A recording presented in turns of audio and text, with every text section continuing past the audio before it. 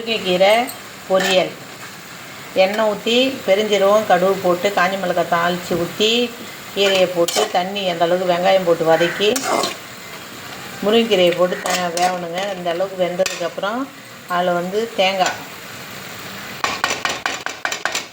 தேங்காய் திருவி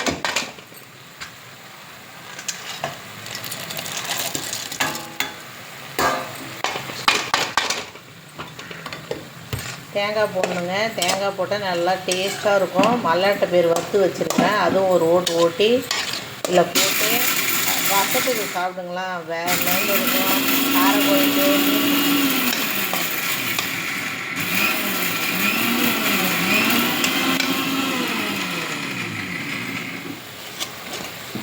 இல்லை மல்லாட்டை பேர் கூட்டுமா.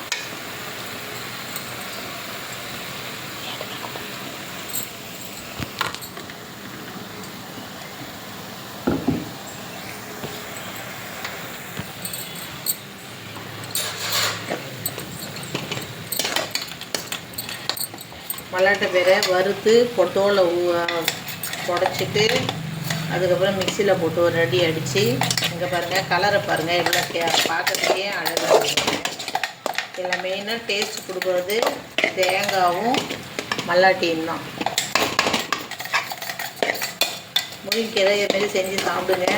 யாராருக்கெல்லாம் இதுமாரி செஞ்சு சாப்பிட்டு நல்லா இருக்குதோ கமெண்ட் பண்ணுங்கள்.